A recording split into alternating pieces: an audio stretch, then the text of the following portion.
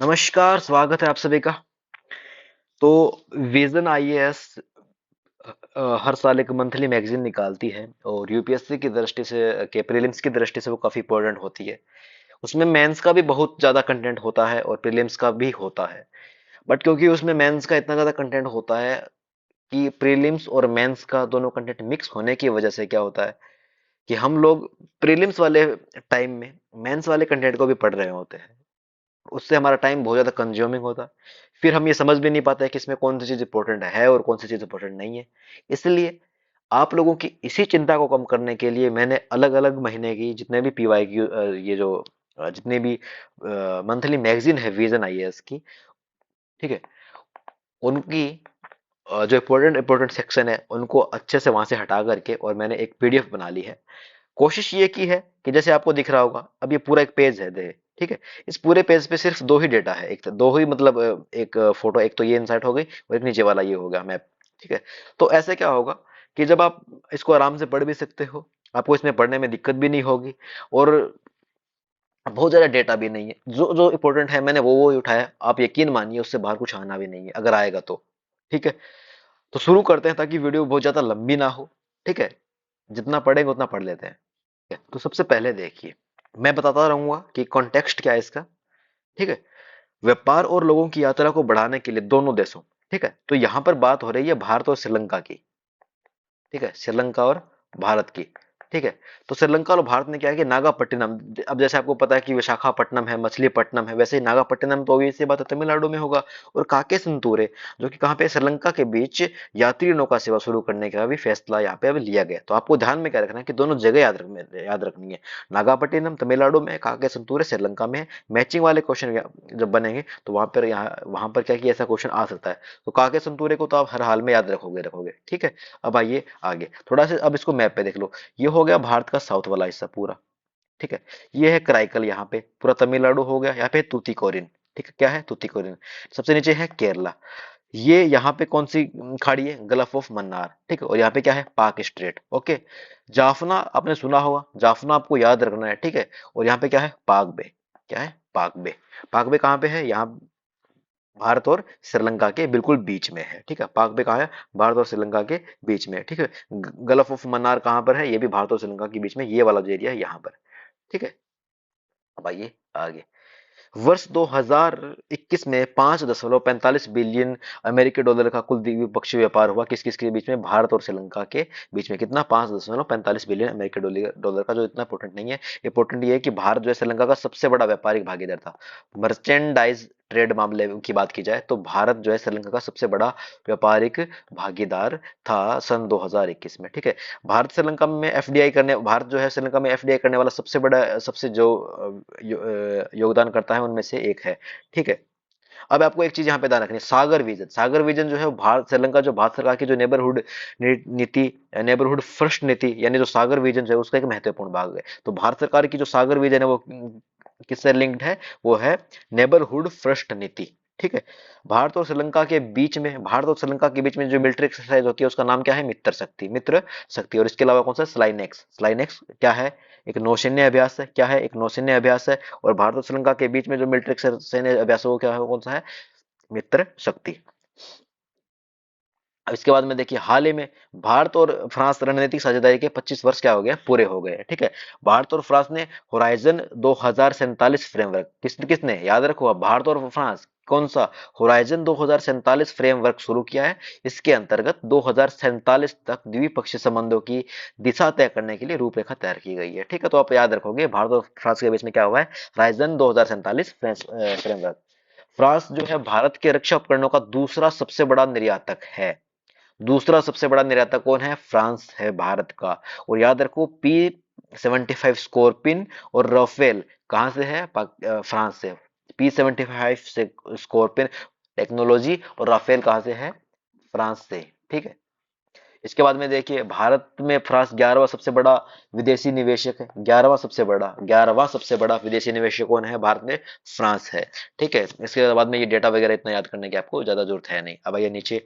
अब याद रखना है आपको कि मार्सिले जो है भारत का जो महावाणिज्य दूतावास है, और हैदराबाद में ब्यूरो डी फ्रांस खोलने की घोषणा की गई है। ठीक है, मार्सिले में भारत का महावाणिज्य दूतावास और हैदराबाद में ब्यूरो डी फ्रांस खोलने की घोषणा की है। ठीक है, जैसे अम्बेसी होती है वैसी एम्बेसी की तरह ही है ये। ठीक है, महावाणिज्यिक दूतावास का मार्सिले में और हैदराबाद में ब्यूरो डी फ्रांस। फ्रांस जो है संधारणीय शहरों पर भारतीय कार्यक्रम के दूसरे चरण जो सिटीज जो प्रोग्राम है उसका जो सिटीज 2.0 है उसका समर्थन करता है। इससे जर्मनी और यूरोपियन संघ संयुक्त रूप से वित्त पोषित करेंगे। कौन कौन करेगा इसे? कौन कौन इसे वित्त पोषित करेगा बताइए? जर्मनी और यूरोपियन संघ। कौन कौन? जर्मनी और यूरोपियन संघ। तो कहीं ना कहीं भारत सरकार जो है यूरोप पर अपना प्रभाव जमाने की कोशिश कर रहा है, जरूरी भी है। अब देखो, भारत ने निम्नलिखित जो संस्थाएं हैं, उनमें भारत को शामिल करने में सहयोग किया है। तो कौन कौन सी? यूपीएससी पूछ चुकी है, एमटीसीआर और कौन सा, वासेनार रेजिमेंट, और इसके अलावा जो ऑस्ट्रेलियन जो समूह है, इन तीनों में भारत को शामिल करने के लिए फ्रांस ने क्या किया था कि सहयोग किया था। ओके, तो इसका मतलब क्वेश्चन क्या बन सकता है कि इनमें से भारत किसमें शामिल है? एमटीसीआर, डब्ल्यू और एजी यानी वासेनार अरेंजमेंट और ऑस्ट्रेलिया ग्रुप। इसके बाद में देखिए कि पड़ोसी देशों में भारत द्वारा की गई जो पहले, अब देखिए सबसे इंपॉर्टेंट यहाँ पे क्या है? अफगानिस्तान। अफगानिस्तान में डेराराम से जरान तक सड़क और संसद भवन जैसी अवसंरचना परियोजना। मालदीव में ग्रेटर माले कनेक्टिविटी। इसके बाद में आइए फिर नेपाल में ऑपरेशन नेत्री। नेपाल में ऑपरेशन नेत्री मानवीय व सहायता, कोविड-19 की खुराक प्रदान करना, आपदाओं के दौरान आपदा प्रबंधन सहायता। ठीक है, तो आपको क्या याद रखना है? नेपाल में ऑपरेशन मैत्री। और श्रीलंका में यूपीआई भुगतान प्लेटफॉर्म शुरू करके और भूटान में रुपे कार्ड। ठीक है, श्रीलंका में क्या है? यूपीआई। श्रीलंका में क्या है? यूपीआई। और भूटान में क्या है? रुपे कार्ड। ठीक है, के उपयोग को सक्षम करने के लिए वित्तीय भुगतान प्रणालियों को आसान बनाना। ठीक है, ये दोनों इंपॉर्टेंट है। तो श्रीलंका में क्या है? यूपीआई। भूटान में क्या है? रुपे कार्ड। अब आइए आगे। उष्ण कटिबंधीय जो क्षेत्र है वो 30 डिग्री ऊपर से लेकर 30 डिग्री नीचे यानी कर्क रेखा और मकर रेखा के बीच का वो क्षेत्र है। इंपॉर्टेंट है। अब आइए यहाँ पे संघाई कोऑपरेशन ऑर्गेनाइजेशन, यूपीएससी यहाँ पे क्वेश्चन पूछ चुकी है। ठीक है, तो इसकी स्थापना कब हुई थी? सन 2010 में। कौन कौन देश में इसमें थे? रूस, चीन, किर्गिस्तान, कजाकिस्तान, तजाकिस्तान और उज्बेकिस्तान। ये देश जो है आप नाम याद रखो कौन कौन से? रूस, चीन, किर्गिस्तान, कजाकिस्तान, तजाकिस्तान, उज्बेकिस्तान। ठीक है, इसके बाद में देखिए अभी इसमें क्या है कि 3 पर्यवेक्षक देश है और 6 डायलॉग पार्टनर्स है। ठीक है, भारत इसका क्या है? सदस्य है। ठीक है, इसके बाद में इसमें याद रखो कि इसके 2 स्थायी निकाय है। बीजिंग चीन स्थित इसका सचिवालय है, और ताशकंद में इसका क्या है? जो रीजनल एंटी टेररिस्ट जो स्ट्रक्चर आरएटीएस जो है वो कहाँ पर है? ताशकंद के अंतर्गत है, स्थित है। ठीक है, अब आइए आगे। लक्ष्य वगैरह नॉर्मल चीजें हैं ये तो। आरएटीएस के बारे में अगर बात की जाए यानी रीजनल एंटी टेररिस्ट स्ट्रक्चर्स की बात कर की जाए, तो इसका मुख्यालय हेडक्वार्टर कहाँ पे? ताशकंद के अंतर्गत स्थित है।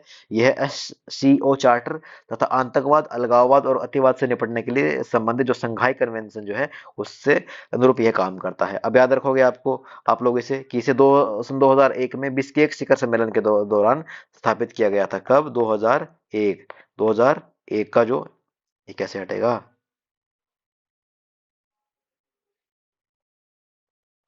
ठीक है, और यह अपने सदस्य देशों में आतंकवादियों एवं आतंकी संगठनों के डेटाबेस का एक डेटा का डेटाबेस भी रखता है। ठीक है, तो इंपोर्टेंट इसमें क्या है? 2001 में बिश्केक शिखर सम्मेलन, ये इंपोर्टेंट है पे। ओके, अब आइए आगे। काशी जो है, काशी, उसको संघाई कोऑपरेशन ऑर्गेनाइजेशन की पर्यटन और सांस्कृतिक राजधानी घोषित किया गया है। ठीक है, इंपॉर्टेंट।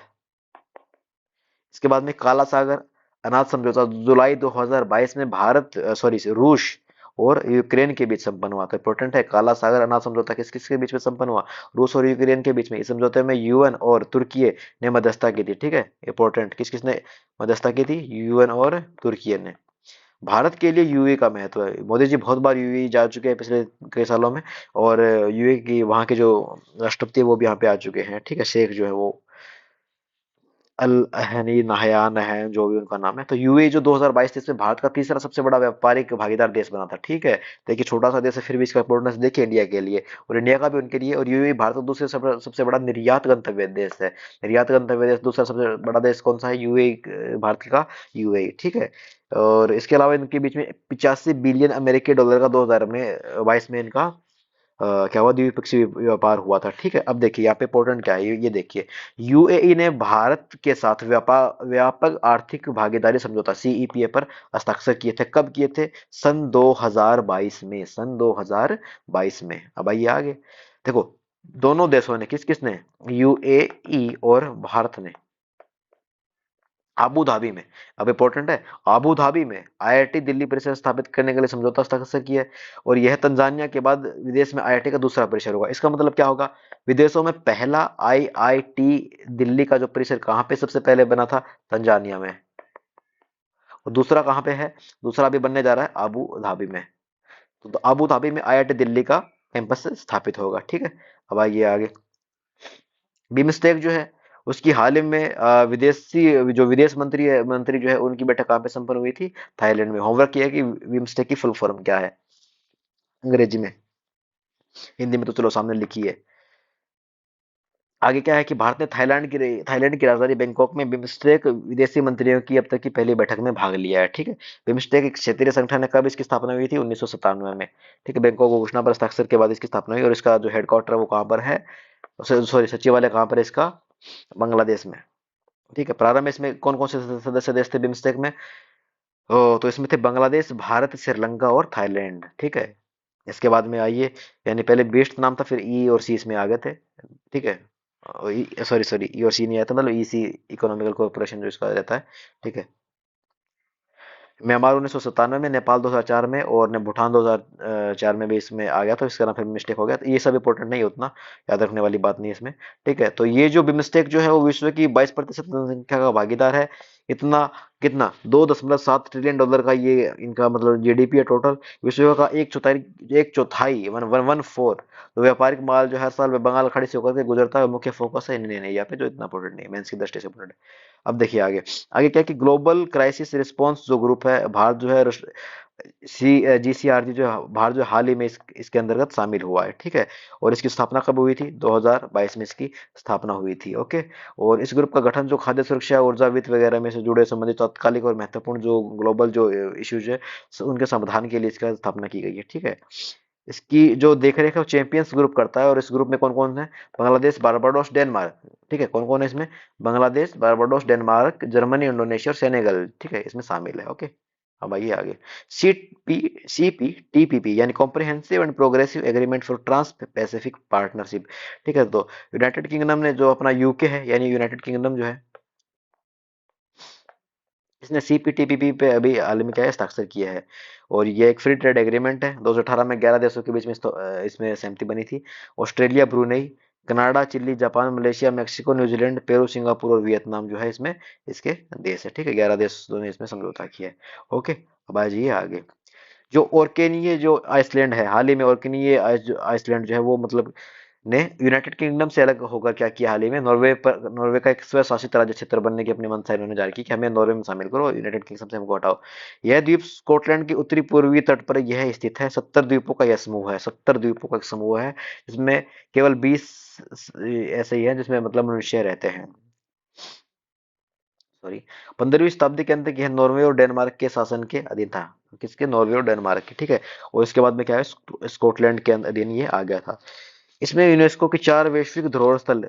ठीक है, कौन कौन से यूनेस्को के 4 वैश्विक धरोहर, जो जितने भी धरोहर स्थल उसमें से 4 जो है, कौन कौन से, स्काराब्रे, रिंग ऑफ बोर्डगर, और standing stones of Stenness and Maeshowe chamber tomb. ठीक है, तो यही इसमें शामिल है चारों। कहाँ पर, और केन्या द्वीप में ये चारों वर्ल्ड हेरिटेज साइट है, इसमें शामिल है। जो आपका बहु वैश्विक ग्लोबल मल्टी पॉवर्टी जो इंडेक्स जो है, उसे कौन कौन जारी करता है, तो आप इसे याद रखोगे। इसे कौन जारी करता है, तो यूएनडीपी, और उसके साथ कौन है, ओफी। ओफी यानी ऑक्सफर्ड निर्धनता एवं मानव विकास पहल, ये दोनों मिलकर के जारी करते हैं। 110 देशों में 10 संकेतकों के आधार पर यह मतलब ट्रैक करता है ये चीज को। ठीक है, तो इसमें इंपॉर्टेंट क्या है, यूएनडीपी और प्लस ओफी। ठीक है, तो एमपीआई को मल्टी डायमेंशनल पॉवर्टी इंडेक्स जो है इसको जारी किया जाता है। ठीक है, इसके द्वारा संपूर्ण देश में जीएसटी लागू करने का पहला बार विचार, जो हमारे देश में जीएसटी लागू करने का विचार कब आया था, 2000, सन 2000 में आया था। और इसके लिए जो समिति कौन सी थी, विजय केलकर टास्क फोर्स जो इसका इसके लिए प्रस्तावित किया गया था। ठीक है। जीएसटी काउंसिल की अगर बात होती है तो ये केंद्र और राज्यों का संयुक्त मंच है। ठीक है, इन दोनों का एक संयुक्त मंच है और इसका गठन जो भारत के संविधान 279 ए के अंतर्गत इसका जो है वो क्या गठन किया जाता है। ठीक है, अब आइए आगे। कर और जीडीपी का जो अनुपात है, कर अनुपात जीडीपी। ठीक है, तो किसी देश की जीडीपी की तुलना में उस देश के कर राजस्व यानी प्रत्यक्ष और राजस्व कर का जो अनुपात होता है वो क्या होता है, कर जीडीपी अनुपात कहलाता है। यह किसी भी देश की अर्थव्यवस्था के आकार में कर राजस्व उत्पन्न करने की क्षमता का एक उपयोगी माप है। ठीक है, वो कितना एक देश की अर्थव्यवस्था टैक्स प्रोड्यूस कर सकती है उससे रिलेटेड है। सामान्यतः देश के जो कर जीडीपी अनुपात में कमी जो है वो अधीमी आर्थिक विकास संवर्धि को दर्शाती है। ठीक है, तो ये स्टेटमेंट है। वही आगे। हाल ही में श्रम और वस्त्र और कौशल विकास संबंधी संसदीय स्थायी समिति जो है ने श्रम और रोजगार मंत्रालय ने देश में गिग श्रमिकों के लिए कल्याणकारी योजना बनाने का आग्रह किया है। और इसके अलावा हाल ही में क्या है कि G20 में भी श्रम और रोजगार मंत्रियों की बैठक 2023 में संपन्न हुई थी। इस बैठक में गिग एवं प्लेटफॉर्म श्रमिकों के लिए स्थायी सामाजिक सुरक्षा का आउटकम के लिए अपनाया गया था। ठीक है, तो इतना इंपॉर्टेंट नहीं है। इंपॉर्टेंट ये है कि हाल ही में राजस्थान जो है वो प्लेटफॉर्म आधारित गिग वर्कर्स कल्याण बोर्ड इन्होंने गठन किया और ऐसा करने वाला राजस्थान जो है पहला देश बन रहा है, सॉरी राज्य बन गया है। ठीक है, और ये इसमें क्या होगा कि इन श्रमिकों के लिए, प्रत्येक श्रमिक के लिए एक विशिष्ट आईडी भी तैयार की जाएगी। अब आपको याद रखना कि फेमा है वो 1999 से संबंधित है और पीएमएलए जो है, पीएमएलए यानी जो धन शोधन निवारण जो अधिनियम है 2002 से संबंधित है। ठीक है, 2002। और फेमा जो है 1999। विनियमन तो कॉर्पोरेट ऋण बाजार में जो रेगुलेशन का जो अधिकार है वो किसके पास है, तो ऑब्वियसली पता है सेबी करती है रेगुलेशन तो कॉर्पोरेट मार्केट में। ठीक है, सातवीं अनुसूची में कितनी खरीद शामिल है, 29। सातवीं अनुसूची में कितनी खरीद शामिल है, 29 शामिल है। जिसमें लिथियम, तांबा युक्त खनिज, पोटास और जस्ता युक्त खनिज भी शामिल है। तो आप ये याद रखोगे, मतलब इंपॉर्टेंट लिथियम इंपॉर्टेंट थोड़ा याद रखोगे। बाकी 29 के 29 आपको खनिज याद रखने की जरूरत नहीं है आप। ठीक है, इतना भी मानवीय क्षमताएं नहीं होती कि हम सब कुछ याद कर लें, बस मोटा मोटा याद रखना चाहिए हमको। ठीक है, क्वेश्चन वगैरह में से आ जाए कि जिसमें सातवें क्वेश्चन में ये खनिज शामिल है तो आप जनरली सही करके ही आना, क्योंकि कोई ऐसा नहीं होता कि वो सारे खनिज याद रखता हो। बाकी मतलब जोखिम उठाने वाली बात आप देख लेना उसका। ठीक है, खान और खनिज विकास और विनियमन अधिनियम 2023 जो है उसमें मतलब संशोधन विधेयक जो अभी आया है। ठीक है, तो ये एमएमडीआर जो है वो 1957 का जो अधिनियम था उसमें संशोधन करके अभी 2023 वाला नया लाया गया है। ठीक है, और ये कैपिटी और मर्चेंट माइंस के बीच, कैपिटी और मर्चेंट जो खाने हैं उनके बीच के अंतर को समाप्त करेगा। खनिज खनन और लाइसेंसिंग वगैरह उस संरक्षण पर लगे प्रतिबंध को यह हटाएगा। ठीक है, और एमएमडीआर जो अधिनियम में व्यापक संशोधन किए गए थे 2015 में, और इसके बाद में इसमें जिला खनिज फाउंडेशन और राष्ट्रीय खनिज अन्वेषण ट्रस्ट की स्थापना की गई थी।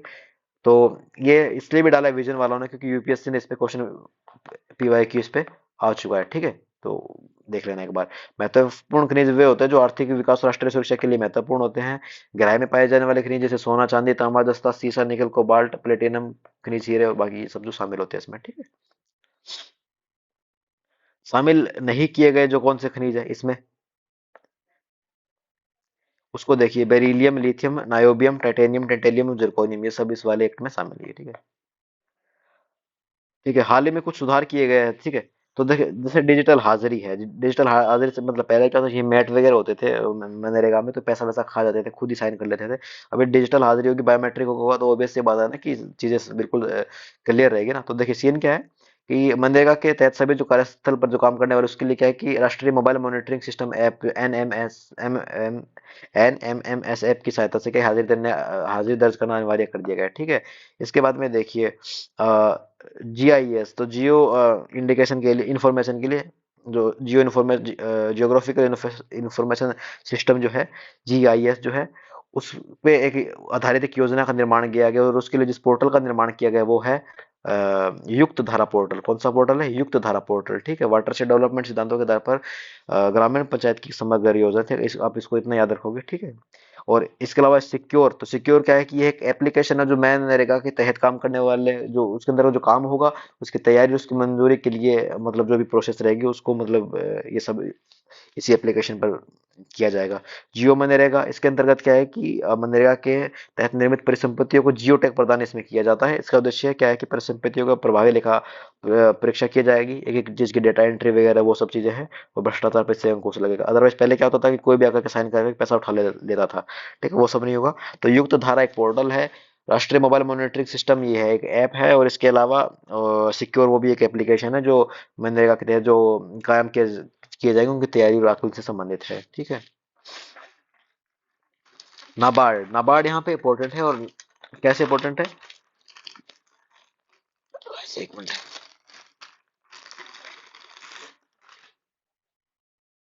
क्योंकि यह देश के किससे, कृषि से संबंधित है। ठीक है। ठीक है। तो यहाँ पे जो इसका गठन जो है कब किया गया था, 1962 में, बी शिवरामन समिति की सिफारिश के आधार पर राष्ट्रीय कृषि और ग्रामीण विकास बैंक नाबार्ड अधिनियम जो 1981 के तहत इसका जो है निर्माण किया गया था। ठीक है। इसके बाद में देखिए कृषि ऋण से संबंधित आरबीआई के कार्य, और जो agriculture finance and development corporation ARDC है, उसके पुनर्वित्त संबंधी कार्य जो इसको कार्य सौंपे गए थे। इसका मंत्रालय कौन सा है, कृषि मंत्रालय ना करके इसके द्वारा प्रशासित है, वित्त मंत्रालय के द्वारा। तो यूपीएससी ऐसे ही करती है, नाबार्ड दे देगी और कह देगी कृषि मंत्रालय, तो आप तुरंत सही कराओगे, तो परेशानी होती है। मिनिस्ट्री इसीलिए गलत करते हैं जनरली, आपको आपके पैसेस को चेक करने के लिए, आपके सेंस को चेक करने के लिए कि आप रिस्क ले सकते हो क्या, आपके ओबियस ये बात है, और नॉलेज तो सबसे पहले होता ही है भाई। ठीक है। इसमें और कुछ ऐसा इंपॉर्टेंट है नहीं। आइए अब आगे, ग्रामीण क्षेत्रों में ग्रामीण पेट के लिए बढ़ाने के लिए कौन कौन सी पहल यूज की गई है, तो देखिए लीड बैंक, अभी 2019 वाला पेपर, अभी आज जब ये वीडियो के अपलोड होने से ठीक पहले जो वीडियो अपलोड होगी, उसमें लीड बैंक से संबंधित क्वेश्चन है। 2 बार लीड बैंक का क्वेश्चन यूपीएससी पूछ चुकी है। ठीक है। तो इंपॉर्टेंट है। प्राथमिक प्राप्त क्षेत्र के लिए ऋण का प्रावधान, सेल्फ हेल्प ग्रुप और बैंक लिंकेज कार्यक्रम हो गया, केसीसी हो गया, प्रधानमंत्री जन धन योजना हो गई। ठीक है। तो ये ग्रामीण क्षेत्रों में ऋण पेट संबंधी बढ़ाने के लिए पहले हैं। ठीक है। हाल ही में क्या किया गया है कि जो आपका पशुपालन और डेयरी विभाग जो है ने पशुधन क्षेत्र के लिए पहला क्रेडिट गारंटी योजना शुरू की है, डीएडीएच जो है, यानी कि ये जो पशुपालन और डेयरी विभाग जो है वो मत्स्य पालन, पशुपालन डेयरी मंत्रालय के अंतर्गत आता है। तो ठीक है। तो पशुपालन और डेयरी विभाग किसके अंतर्गत आता है, मत्स्य पालन, पशुपालन और डेयरी मंत्रालय के अंतर्गत आता है। ठीक है। अब आइए आगे, पहले कौन कौन सी है इसकी, तो राष्ट्रीय डेयरी विकास कार्यक्रम पशुओं के लिए, डेयरी विकास के लिए, पशुधन जनगणना और एकीकृत नमूना प्रशिक्षण, राष्ट्रीय पशु रोग नियंत्रण कार्यक्रम और डेयरी प्रशिक्षण अवसंरचना। ये ठीक है, इतना इंपॉर्टेंट नहीं है, मेंस के प्रैक्टिस इंपॉर्टेंट है, उतना इंपॉर्टेंट नहीं है। ठीक है। और इसके अलावा इसमें भी आप कर लोगे आराम से, पहले वगैरह तो आप आराम से, गोकुल मिशन वगैरह है, तो स्वदेशी गो जातीय नस्लों का विकास, उनको संरक्षण के लिए इसको ये मिशन लाए गए हैं। और राष्ट्रीय पशु धन मिशन जो, इसमें पशुओं का आहार चारा विकास करना, ग्रामीण पोल्ट्री भेड़ बकरी सूअर पशुपालन उद्यमशीलता का विकास करना, नस्लों में सुधार करना, इसके लिए ये हुआ है। ठीक है। अब देखिए मूल्य निगरानी के लिए जो 22 अनिवार्य वस्तुएं जो मदे हैं वो कौन कौन सी है, मूल्य निगरानी प्रभाग यानी कि price monitoring division, price monitoring division. इसमें खदान है 3 तरह के, चावल गेहूं और आटा, दालें हैं इसमें 5 प्रकार की, चना तुअर उड़द मूंग और मसूर। इसके अलावा इसमें तेल 6 प्रकार का, मूंगफली सरसों वनस्पति का तेल सोयाबीन सूरजमुखी और पाम ऑयल। इसके अलावा 3 इसमें सब्जियां, आलू प्याज टमाटर। और इसके अलावा अन्य वस्तु में देखा, चीनी गुड़ दूध चाय और नमक, यानी 5 इसमें अन्य वस्तु हैं। ठीक है। अब आइए आगे, कृषि मशीनीकरणों को बेहतर बनाने के लिए कौन कौन सी इसमें सरकारी पहल है, तो कृषि और किसान कल्याण मंत्रालय के तहत कृषि मशीनीकरण पर उप मिशन SMAM 2015-14। ठीक है। और वर्तमान में इसका जो राष्ट्रीय कृषि विकास योजना में इसका क्या कर दिया गया, विलय कर दिया गया, इंपॉर्टेंट नहीं है। ठीक है। ये भी इतना इंपॉर्टेंट नहीं है। चलिए आगे आइए, अब देखिए मैंने भी इतना इसको बनाया है इस पीडीएफ, इसमें भी कुछ चीजें ऐसी है जो इतनी प्रीलिम्स के हिसाब से इतना इंपॉर्टेंट नहीं है, मेंस के हिसाब से तो फिर भी इंपॉर्टेंट है। इतना भी डीप नहीं पूछेगी यूपीएससी, नहीं पूछती वो इतना भी आपको बहुत एकदम। ये नहीं कि आपके पास डेटा का पूरा भंडार हो, ऐसा नहीं कि आप बिग डेटा की तरह आप काम करें, सुपर कंप्यूटर की तरह काम करें, नहीं। फाइनेंशियल स्टेबिलिटी बोर्ड जो है, फाइनेंशियल स्टेबिलिटी बोर्ड जो है उसका हेडक्वार्टर कहाँ पे है, बेसल, यानी कि स्विट्जरलैंड के अंतर्गत है, याद रखोगे बेसल पे यूपीएससी पूछ चुकी है। 2009 में G20 के तत्वाधान में इसकी स्थापना की गई थी। ठीक है। और यह वैश्विक वित्तीय प्रणाली की निगरानी तथा आवश्यक सिफारिशों सिफारिश करने वाला एक इंटरनेशनल ऑर्गेनाइजेशन है। इसमें केंद्रीय बैंक, वित्त मंत्री, G20 के सुपरवाइजरी अधिकारी इसमें शामिल है। ठीक है। इसके बाद में कानूनी रूप से यह बाध्यकारी नहीं है, इंपॉर्टेंट है। ठीक है। तो फाइनेंशियल स्टेबिलिटी बोर्ड जो इससे संबंधित जो प्रावधान है वो कानूनी रूप से बाध्यकारी नहीं है। एफएसबी ने क्रिप्टो करेंसी से संबंधित गतिविधियों के लिए एक वैश्विक विनियामक फ्रेमवर्क को क्या किया है, अंतिम रूप दिया है। सेंट्रल बैंक की डिजिटल मुद्राओं को इसमें शामिल नहीं किया गया। ठीक है। तो केंद्रीय बैंक की डिजिटल मुद्राओं को इस सिफारिशों में शामिल नहीं किया गया, किसकी, जो एफएसबी की जो सिफारिश है उसमें। ठीक है, तो इसमें क्रिप्टो करेंसी बाजार के अलग अलग खंड है, जैसे बिटकॉइन क्रिप्टो करेंसी अपने आप में। ऐसी क्रिप्टो परिसंपत्तियां जो मूल्य के साथ साथ किसी समर्थित परिसंपत्ति पर निर्भर नहीं होती है। स्टेबल कॉइन्स और डिसेंट्रलाइज्ड फाइनेंस। अब देखिए, स्टेबल कॉइन्स क्या है? ये एक ऐसी क्रिप्टो करेंसी है जिसका मूल्य किसी अन्य परिसंपत्ति की कीमतों से तय किया जाता है, किसी अन्य परिसंपत्ति की कीमतों से तय किया जाता है। ठीक है। ओईसीडी जो है, ओईसीडी का हेडक्वार्टर कहाँ पे है? फ्रांस में है। ओपेक का जो हेडक्वार्टर वो कहाँ पे है? वियना में है। तो ओईसीडी की जो स्थापना है वो कब की गई थी? 1961 में की गई थी। ठीक है। ओईसीसी के स्थान पर, यानी organisation for European economic cooperation के स्थान पर इसको गठित किया गया था। ठीक है। उद्देश्य वह क्या है? Better policies for better life. OECD जो है के जो प्रमुख साझेदारों में से भारत जो है वो एक प्रमुख साझेदारों में है। इंपॉर्टेंट है भाई, यहाँ पे क्या है कि भारत इसका सदस्य नहीं है। भारत इसका सदस्य नहीं है। भारत ओईसीडी का सदस्य नहीं है। ये इंपॉर्टेंट है यहाँ पे। ये इंटरनेशनल माइग्रेशन आउटलुक करके ओईसीडी बेटर लाइफ इंडेक्स जो है ये निकालता है ओईसीडी। ठीक। अब ये आगे यूएनईएससीएपी, यानी कि United Nations economic social commission for Asia Pacific. Bangkok में इसका हेडक्वार्टर है। 1947 में इसकी स्थापना हुई थी। 53 इसके देश है, 9 मेंबर है इसके, भारत इसका सदस्य है। ठीक है, ये आप याद रखोगे। तो यूएनईएससीएपी यानी यूनेस्केप जो है उसका भारत का है, सदस्य है। अंकटाड में क्या स्थिति है भारत की? अंकटाड का सदस्य है भारत। इसमें 195 सदस्य है। 1964 में इसकी स्थापना हुई थी संयुक्त राष्ट्र महासभा के द्वारा। और ये क्या है? एक अंतर सरकारी निकाय है। क्या है? एक अंतर सरकारी निकाय है। क्या है? एक अंतर सरकारी निकाय है। अंकटाड के द्वारा जारी की जाने वाले रिपोर्टों की अगर बात की जाए तो इसमें व्यापार विकास रिपोर्ट, डिजिटल अर्थव्यवस्था रिपोर्ट, प्रौद्योगिकी नवाचार रिपोर्ट है, ये इंपोर्टेंट है। ठीक है। तो ये जो यहाँ पे जो व्यापार और विकास रिपोर्ट जो है ये क्या है? यहाँ पे इंपोर्टेंट है।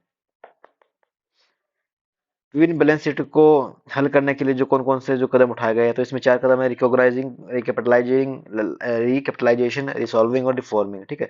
यानी एनपी की समस्या को पहचानना, बैंकों का पुनर्पूंजीकरण करना, उनके बैंकों की समस्या का समाधान करना और बैंकों में सुधार करना। ये 4R की रणनीति ट्विन बैलेंस शीट को समस्या को, जैसे एनपी वगैरह हो जाता तो इससे बैंकों की बैलेंस शीट क्या है? बिगड़ जाती है। भारतीय दिवाला और संशोधन अक्षमता जो संहिता है वो 2016 के अंतर्गत बनाई गई है। ठीक है। CRILC, central repository of information on large credits, ये इसकी शुरुआत की गई है। किसके द्वारा? आरबीआई ने बैंकों को बड़े ऋणों पर जानकारी साझा में मतलब जानकारी साझा करने में सक्षम बनाने के लिए CRILC की स्थापना की गई है। जो बैड डेट है, जो वापस धन ले तो लेते हैं लोग लेकिन फिर चुका नहीं पाते या चुकाते नहीं है, तो समस्या से निपटने के लिए क्या है कि नेशनल एसेट रिकंस्ट्रक्शन कंपनी यानी NARCL की स्थापना की गई है। किससे? बैड बैड डेबिट की समस्याओं से निपटने के लिए। अब आ जाइए आगे, प्रोजेक्ट वेव क्या है? तो इंडियन बैंक ने अपने डिजिटल रूपांतरण पहले प्रोजेक्ट वेव यानी world of advance virtual experience के तहत नई सेवाओं की शुरुआत की है। इसे national e governance service limited के सहयोग से शुरू किया गया। National e governance services limited के सहयोग से प्रोजेक्ट वेव को शुरू किया गया है। इसके तहत पारंपरिक कागज आधारित प्रक्रियाओं को आसान बनाने के लिए एक इलेक्ट्रॉनिक बैंक गारंटी यानी EBG की सेवा जो है वो शुरू की गई है। ठीक है। अब आइए आगे, नीति आयोग ने क्या किया है? नीति आयोग ने निर्यात तैयारी सूचकांक यानी EPI, तो याद रखना है आप लोगों को कि निर्यात आधारित सूचकांक जो है वो कौन निर्यात तैयारी सूचकांक कौन जारी करता है? नीति आयोग जारी करता है। निर्यात तैयारी सूचकांक EPI 2022 का तीसरा संस्करण अभी जारी किया गया था। और नीति आयोग ने EPI का इंस्टीट्यूट ऑफ फॉर कम्पिटेटिवनेस के सहयोग से इसको जारी किया गया है। और इसमें वित्त वर्ष 2022 के दौरान भारत के निर्यात प्रदर्शन का व्यापक विश्लेषण प्रस्तुत इसमें किया गया था। ठीक है। EPI जो है एक्सपोर्ट प्रिपेयर्डनेस इंडेक्स, जो इसके 4 स्तंभ है, क्या है? तो नीति है, व्यवसाय परितंत्र, निर्यात परितंत्र और निर्यात प्रदर्शन। ठीक है। इसमें अलग अलग इसकी सूची, जैसे तटीय तटीय राज्य हो गए, कोस्टल स्टेट हो गए, जो स्थलरूढ़ राज्य हो गए, हिमालय राज्य हो गए, केंद्र शासित प्रदेश और छोटे राज्य हो गए। ठीक है। अधिकतर तटीय राज्यों ने इसमें अच्छा प्रदर्शन किया, जिसमें तमिलनाडु, महाराष्ट्र, कर्नाटक इसमें सर्वश्रेष्ठ प्रदर्शन करने वाले इसमें राज्य है। हिमालयी क्षेत्रों में हरियाणा, उत्तराखंड और गोवा ने अच्छा प्रदर्शन किया है। ग्रामीण विकास मंत्रालय ने भूमि सम्मान पुरस्कार 2023 क्या प्रदान किए थे? इसके बाद में देखिए,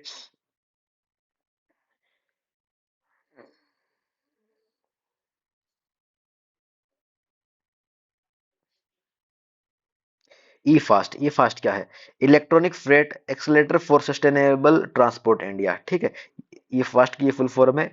नीति आयोग के नेतृत्व में ई फास्ट भारत का पहला इलेक्ट्रॉनिक माल ढुलाई परिवहन प्लेटफॉर्म है। माल ढुलाई प्लेटफॉर्म किस फॉर्म है? इलेक्ट्रॉनिक ई, ठीक है, पहला इलेक्ट्रॉनिक माल ढुलाई परिवहन प्लेटफॉर्म है।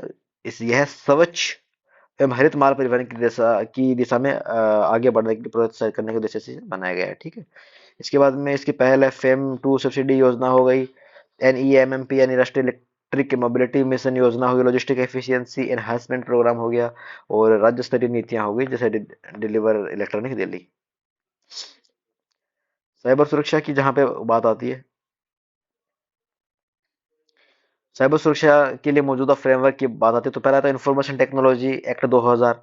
इसके अलावा CERT इन भारतीय कंप्यूटर आपात प्रतिक्रिया दल, ठीक है, 2000 सन 2000 की धारा 70B के तहत इसके गठन किया गया है। तो CERT इंपॉर्टेंट है। कब इसका गठन किया गया था? सूचना प्रौद्योगिकी अधिनियम कौन सा वाला? ये वाला है। इसके अंतर्गत CERT की क्या की गई थी? इसका गठन किया गया था। राष्ट्रीय एजेंसी है, इंपॉर्टेंट है, यूपीएससी CERT इन पे हमेशा क्वेश्चन पूछती है। साइबर सुरक्षा नीति है जो नेशनल साइबर सिक्योरिटी पॉलिसी सन 2023 में, सॉरी 2013 में आई थी। इसके इसके अलावा देखिए राष्ट्रीय साइबर सुरक्षा उत्कृष्टता के केंद्र है। और भारतीय साइबर अपराध समन्वय केंद्र, Indian cyber crime coordination centre भी इसमें NCIIPC है, राष्ट्रीय महत्वपूर्ण सूचना अवसंरचना संरक्षण केंद्र। और इसके अलावा राष्ट्रीय साइबर सुरक्षा रणनीति, नेशनल साइबर सिक्योरिटी स्ट्रेटेजी 2022 भी अभी इसी साइबर सुरक्षा से संबंधित है, ठीक है, याद रखोगे। अभी देखो यहाँ पे जो आगे वाला है वो ज्यादा इंपॉर्टेंट है। वो क्या है कि साइबर क्राइम पर बुडापेस्ट कन्वेंशन हुआ था सन 2001 में, और भारत इसका अभी तक सदस्य नहीं है। और इसमें सबसे इंपॉर्टेंट क्या है कि काउंसिल फॉर यूरोप का यह जो अभी समय है, ये जो कन्वेंशन है साइबर सिक्योरिटी और साइबर क्राइम को लेकर के, इंटरनेट और कंप्यूटर संबंधी अपराधों का समाधान करने वाला एकमात्र कानूनी रूप से बाध्यकारी अंतर्राष्ट्रीय उपाय है। साइबर क्राइम की स्थिति से अगर देखा जाए तो ये एकमात्र कैसा है? बाध्यकारी है। तो ये इंपॉर्टेंट हो जाता है, यूपीएससी स्टेटमेंट बना सकती है कि भारत इसका सदस्य नहीं है और ये कानूनी रूप से बाध्य है। एक नंबर सही है कि दो नंबर सही है कि दोनों सही कि दोनों गलत है? तो आपको याद रखना है कि यह भारत इसका सदस्य है नहीं और कानूनी रूप से यह है बाध्यकारी है। CERT है, अब याद रखो कि किसकी तहत इसकी स्थापना की गई थी? किसी के तहत? इंफॉर्मेशन टेक्नोलॉजी एक्ट 2000 के तहत इसकी स्थापना की गई थी, ठीक ठीक है, ये इंपॉर्टेंट है। और इसमें सीन क्या है? यूपीएससी क्वेश्चन पूछ चुके, इस पे आपको फिर से याद रखना है कि इसमें सीन ये है कि साइबर चोरी होने की सूचना मिलने के 6 घंटे के भीतर भीतर क्या है कि CERT इनको रिपोर्ट करना जरूरी होता है, ठीक है। और CERT ने सरकारी संस्थाओं के लिए सूचना सुरक्षा संबंधी कार्य प्रणालियों के लेकर निर्देश जारी किए हैं। ये दिशा निर्देश जो है वो इंफॉर्मेशन टेक्नोलॉजी एक्ट 2000 की इस धारा जो इसके अंतर्गत सख्तियों के तहत जारी किए गए हैं। और ये सभी मिनिस्ट्री विभागों पर सब पर लागू होते हैं। 6 घंटे के भीतर भीतर रिपोर्ट करना अनिवार्य होता है। और अनिवार्य रूप से 6 महीने के अंदर अंदर अंदर साइबर सुरक्षा का ऑडिट किया जाना चाहिए। 15 मिनट से अधिक समय तक कर्मचारियों का कंप्यूटर निष्क्रिय रहने पर स्वतः लॉग आउट हो जाना चाहिए, ठीक है। और एडमिन केवल मुख्य सूचना सुरक्षा अधिकारी की मंजूरी से ही सिस्टम को एक्सेस कर सकता है, ठीक है, ये इसमें इंपॉर्टेंट है। CFCRMS यानी कि नागरिक वित्तीय साइबर धोखाधड़ी रिपोर्टिंग और प्रबंधन, जो CFCFRMS जो है उसके अंदर लगभग 570 करोड़ रुपए वित्तीय धोखाधड़ी को रोका गया है अभी तक, ठीक है। और इतना इसमें कुछ इंपॉर्टेंट है नहीं, ठीक है। तो अभी इतना हो गया, बाकी चीजें अपन लोग बाद में, ठीक है, यहाँ से अपन कंटिन्यू करेंगे अगली अगली वीडियो में, ठीक है। बहुत ज्यादा हो जाएगा अभी, तो इसका मतलब है नहीं, दो पार्ट में अपन सब वीडियो को बना लेंगे, ठीक है। तो आप इसको रिवाइज कर लीजिएगा। जैसी वीडियो पूरी हो जाती है मैं अपने टेलीग्राम चैनल अपना, ये कौन सा है, यूपीएससी ये विद्यार्थी, ये जो अपना चैनल है टेलीग्राम चैनल, ये ये अपना टेलीग्राम चैनल है। यूट्यूब चैनल और टेलीग्राम चैनल दोनों एक ही नाम से है। तो इस पर मैं क्या करूंगा, इसको मैं शेयर कर दूंगा, वहां से इसको पढ़ देना, ठीक है। मिलते हैं फिर अगली वीडियो।